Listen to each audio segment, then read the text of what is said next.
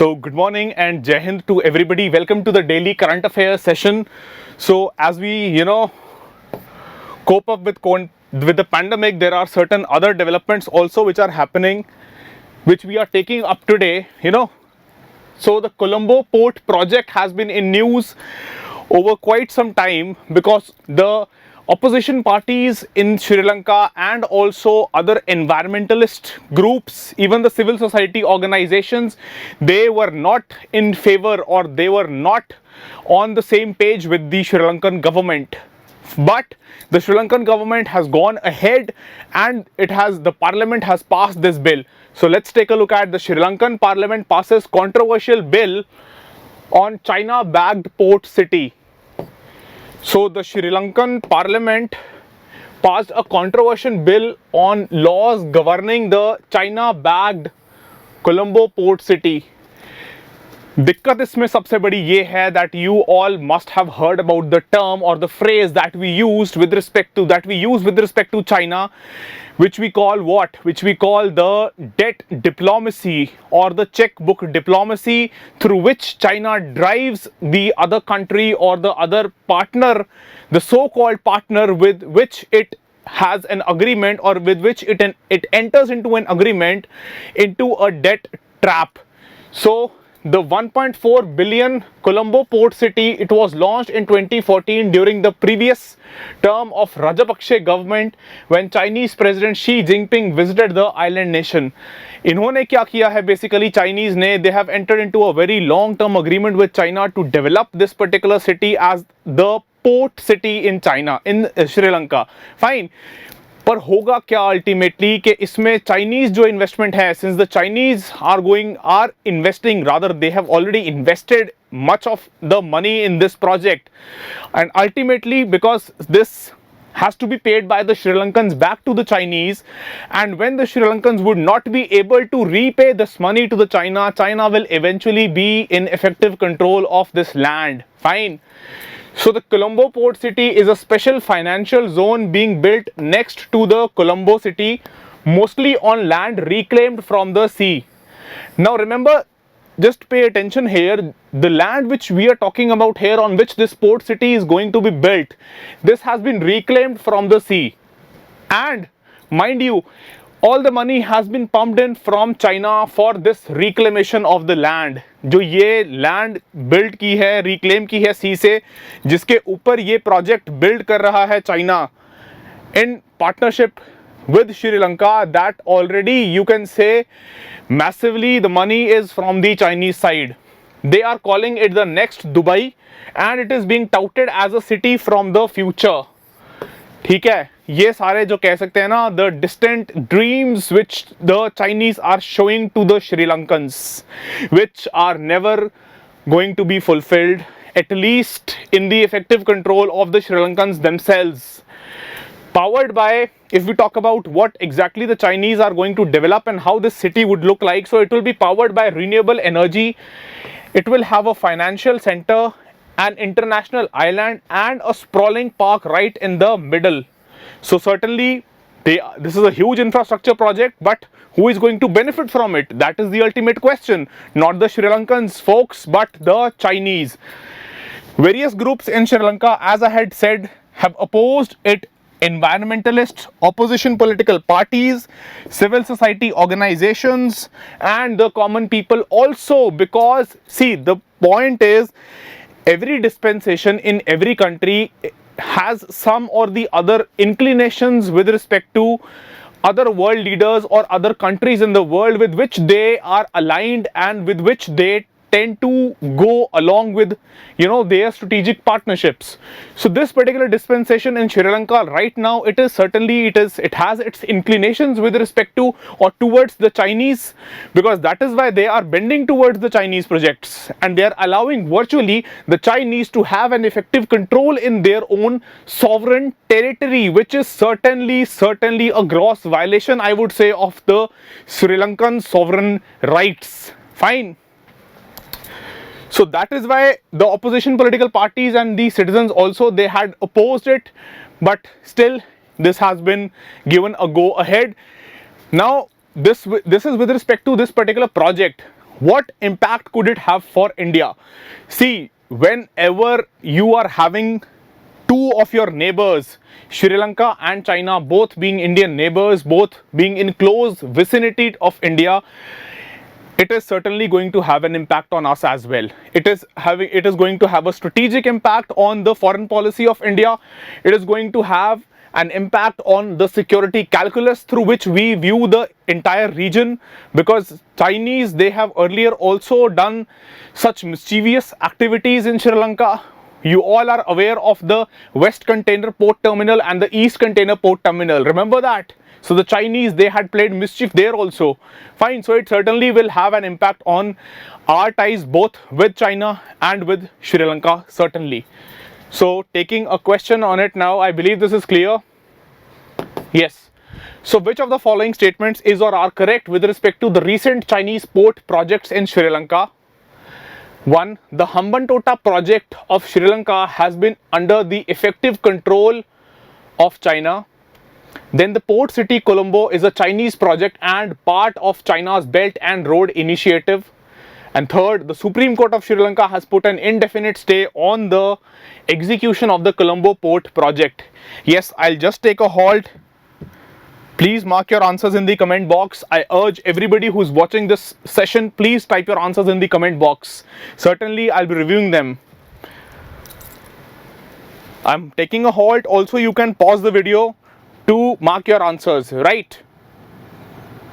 Okay, so I'll continue. I'll discuss the first statement, which says the Hambantota port of Sri Lanka has been under effective control of China. Yes, this is the first statement which substantiates our argument that China ultimately आपको इतना loan दे देगा कि आप उसको repay ना कर पाओ. It will give you loans of huge amounts which you will ultimately, you would not be able to pay it, and then they will ask for your land on a lease for 99 years, for 100 years. Effectively, if that is the period for which you are leasing out your land, that means that ultimately you are losing control. 100 साल के बाद किसने देखा है कौन सी सरकार होगी, कौन से leaders होंगे, right? Then the port city Colombo is a Chinese project and a part of China's Belt and Road Initiative. Yes, this is also true. I had deliberately withheld this fact while we were discussing a couple of minutes ago this project. This is the nail, or this I would say is the final nail in the coffin, that effectively Chinese are going to have a control over the entire region because of this certain, such small steps which are having big repercussions or major repercussions across the region. It is a part of China's Belt and Road Initiative, and that is the sole, or you can say the fundamental problem even the Sri Lankan citizens and the opposition political parties were also having, that since it is a part of the BRI or OBOR, why are you allowing the Chinese to have their way in this project? Fine. So second is correct. Then the Supreme Court of Sri Lanka has put an indefinite stay. No, this is incorrect. Initially, the Supreme Court, the Sri Lankan Supreme Court, it had intervened, it had asked the parliament, it had asked the Sri Lankan government for certain amendments in the bill to stop the effective control of, to stop the Chinese getting effective control. But the Sri Lankan parliament, the Sri Lankan government, it preempted those moves or those requirements by the Supreme Court of Sri Lanka, and they passed the bill. So there's no such indefinite stay. So third is incorrect. So your answer, correct statements will be 1 and 2, that is option B. 1 and 2 are correct. Fine. Okay. So moving forward. Last week also we had discussed in detail at length about the black fungus, or scientifically or in the medical terminology it is called mucormycosis. We had discussed it at length. Now what the government has done, that it has made it a notifiable disease. So let's discuss. By making it a notifiable disease, we'll take a look at that also. The Union Health Ministry has made the black fungus infection notifiable, thus making it mandatory for states to report both suspected and confirmed cases. See, whenever there is a disease which is made or which is included in the notifiable list of diseases, then it is mandatory for the state governments to report each and every case which is coming for that particular disease. Fine. To report both suspect and confirmed cases to the Integrated Disease Surveillance Program, that is IDSP. Fine. Mucormycosis, just to refresh your memory a bit, is a fungal infection in which sinuses or lungs are affected after fungal spores in the air are inhaled, right? The incidences of this infection has traditionally been low because certainly your immune system is always there to fight such fungal infections. It was reported mainly in patients with uncontrolled diabetes.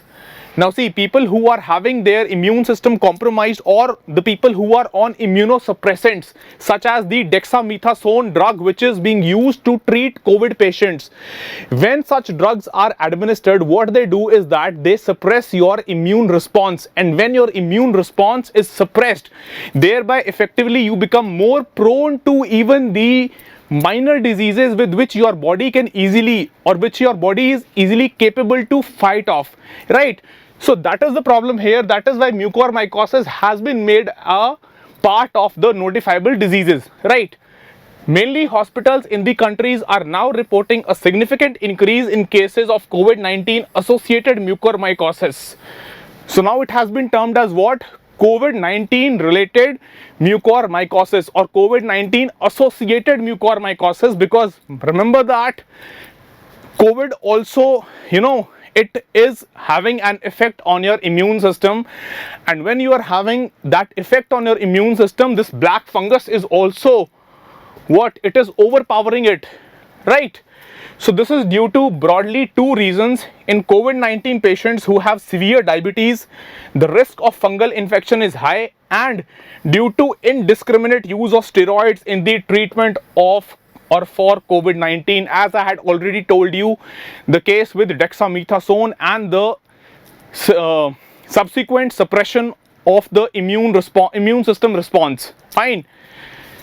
इससे फायदा देखो अब ये होगा, जो ये वाला step है अब, क्योंकि हमने ब्लैक फंगस तो डिस्कस किया ही था लास्ट वीक ऑल्सो, कि now more surveillance, more monitoring perhaps can be done, and you can effectively, or I would say more effectively, you can control the cases for mucormycosis. Okay, so moving to the question now, which of the following statements is or are correct about the Integrated Disease Surveillance Program? IDSP was launched with the assistance from the World Health Organization. It is under the ambit of the Directorate General of Health Services. And third, several diseases such as cholera, chikungunya, dengue have earlier been declared notifiable and put under surveillance.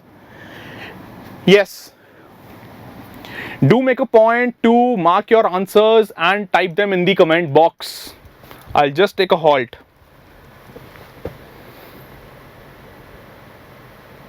Okay, so I believe you must have typed your answers in the comment box. Even if you have not, then please pause the video. I'll just start discussing the first statement, which says IDSP was launched with assistance from the World Health Organization.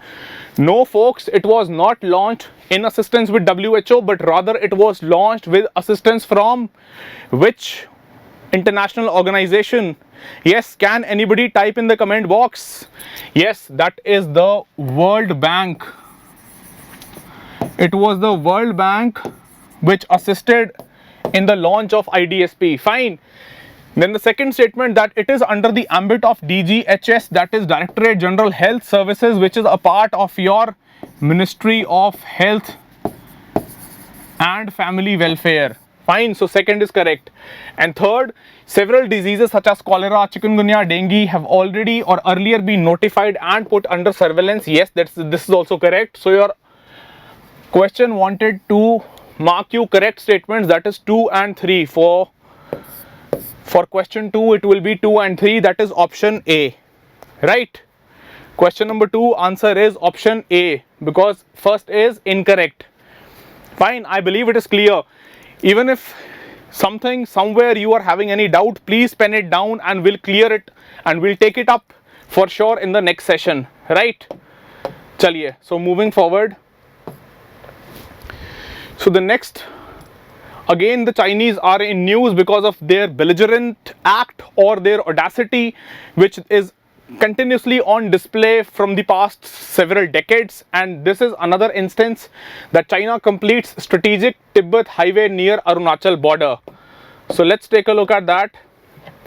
China has completed construction of a strategically significant highway through the Grand Canyon in Tibet along the Brahmaputra River, which originally was started in 2014. The construction began, and 7 years down the line they have finally created, or they have finally completed this construction, thus enabling China to have greater access to remote areas along the disputed border with Arunachal Pradesh in India, part of a wider infrastructure push.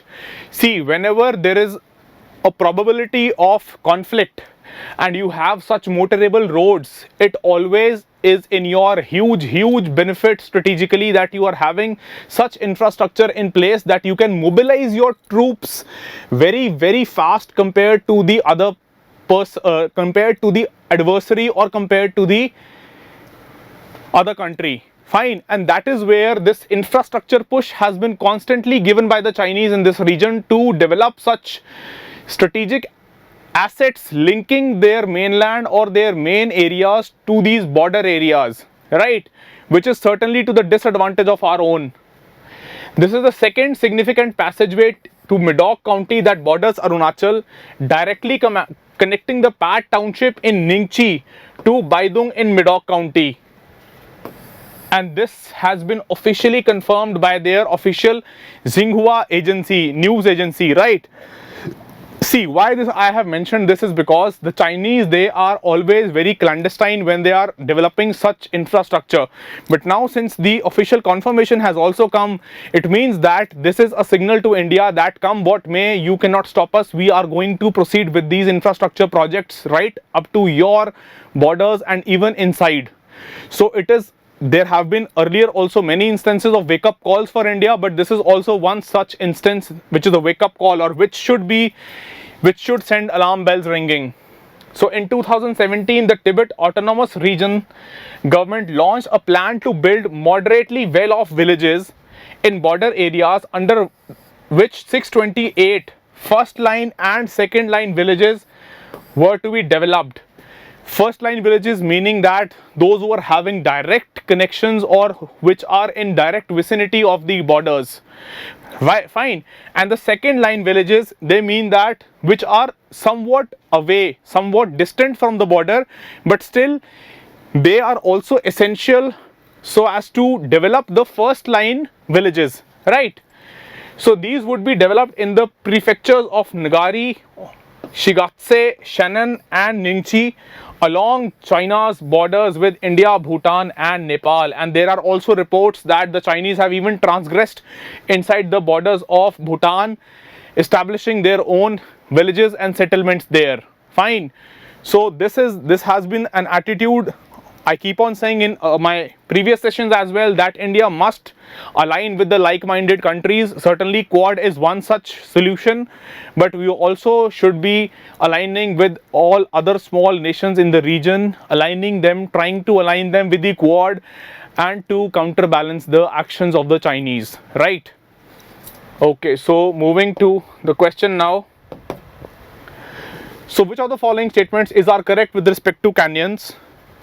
The Yarlung Zangpo Grand Canyon along the Yarlung Zangpo River in Tibet is regarded as the deepest canyon by many scholars. A canyon or gorge is a deep cleft between escarpments of cliffs resulting from weathering and the erosive activity of a river over geologic time scales. Yes. You can pause the video. I'll also take a halt. And please type your answers in the comment box.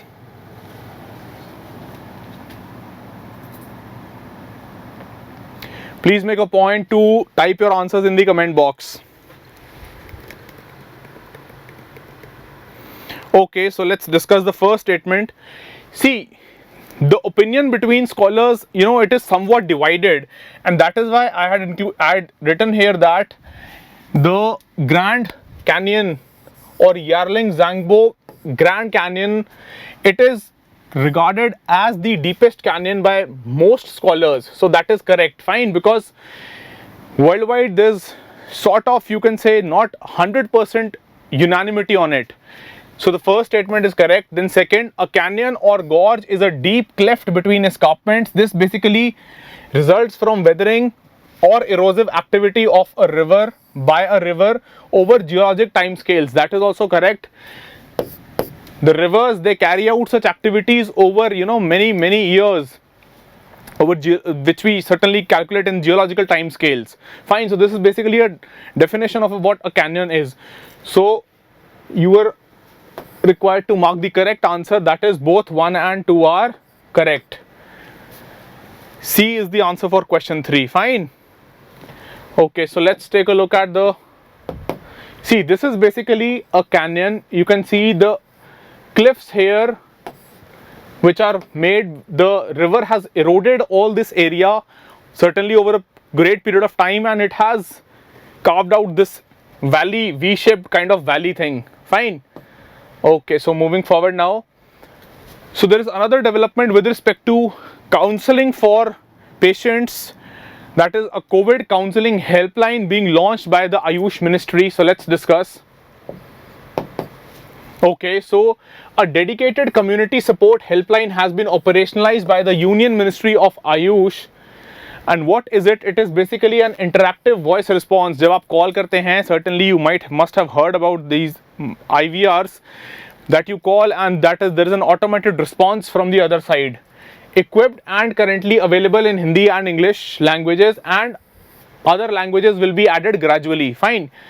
To provide Ayush based approaches and solutions for challenges raised by the COVID-19 pandemic. So isme basically right now Hindi and English have been added, more languages are going to be added gradually. This is what Ayush Ministry has said. Then it is operational pan India. These are the timings, but this is important that it is operational pan India. Fine. Experts from different streams of Ayush, namely Ayurveda, homeopathy, yoga, all the Ayush systems or the Indian systems of medicine, they would be available to address queries of general masses. After that IVR, it will redirect you to the expert or the specialist from that area so that you can directly talk to that person, right?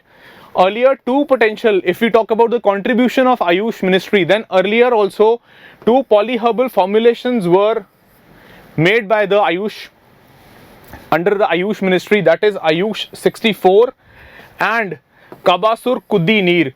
See, it is important to remember the names of these 2 formulations, because a direct statement based question or a direct word recognition based question can be framed by UPSC.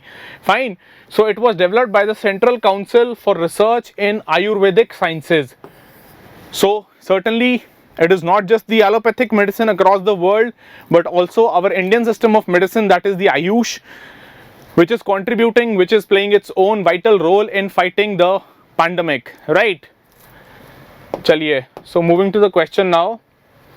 Which of the following statements are incorrect regarding the Central Council for Research in Ayurvedic Sciences? It is an apex body in India for the formulation, coordination, development and promotion of research on scientific lines in Ayurveda and Sowa Rigpa system of medicine. Then second, the Sowa Rigpa, commonly known as Amchi system of medicine, is one of the oldest living and well documented medical tradition of the world. Then CCRAS is an autonomous body of the Ministry of Ayush. Yes, I'll take a halt. Do mention your answers in the comment box. I'll certainly review them.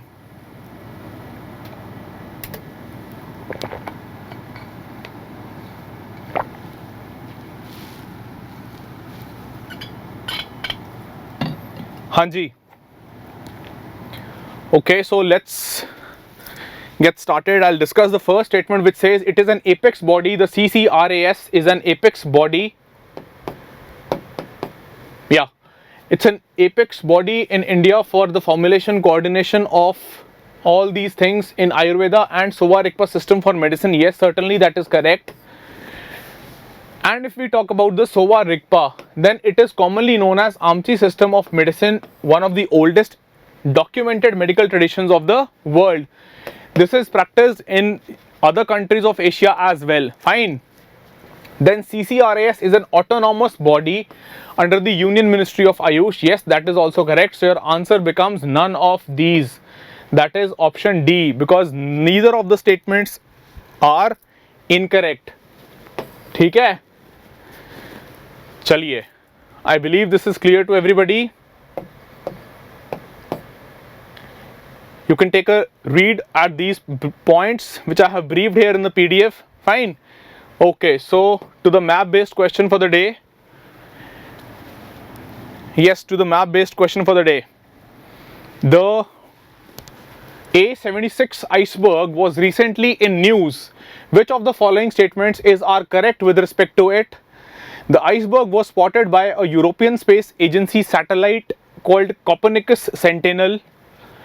The iceberg is floating on the Weddell Sea and it is the second largest iceberg in the world now. This was recently in the news, so I believe that you must have read about it. Yes, please mark your answers in the comment box.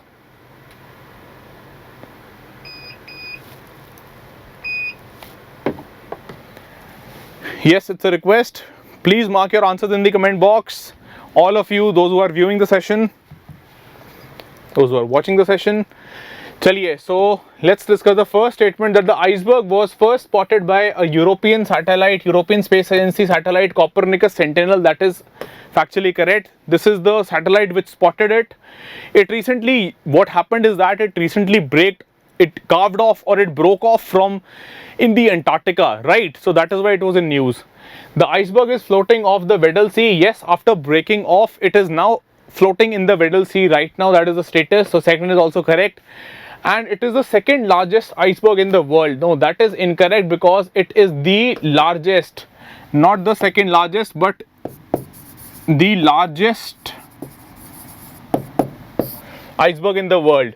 So what will be the answer? That is 1 and 2 only. That is option D. First and second, both the statements are correct. Fine.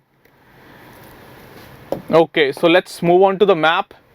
So this is a brief description. You can take a look. See, it is this enormous iceberg is just broke off from the western side of Ronne ice shelf. We'll have this. We'll take a look at this location in the map also. The Ronne ice shelf lying in the Weddell Sea in Antarctica, जिससे ये टूटा है, ठीक है? And the iceberg dubbed as A76, it measures what 4,320 square kilometers in size, huge size, right? And currently making it the largest iceberg in the world. Okay, so this is the map. See, this is the Weddell Sea area, and this is A76. This whole piece of ice is A76 iceberg, that is 4320 square kilometer. Fine. And where did it break off from? It broke off from the Ronne ice shelf. This is the Ronne ice shelf. I believe that is visible. Fine. So it broke off and it is right now floating in the Weddell Sea in the Antarctic. ठीक है? चलिए, so I believe this is clear. This is the main description, but otherwise this is the Weddell Sea. If you want to take a look in the larger map or in a more traditional map, so this is the Weddell Sea area, right? Okay, so I believe all the things that we discussed, they are clear to everybody. That is all for today, and I would again reiterate that if at all there is something where you are held or where you have a doubt, then please note it down. It will be certainly addressed in the next live session. Fine. So this is Piyush signing off. Thank you so much for joining in. Stay safe and study well. Thank you.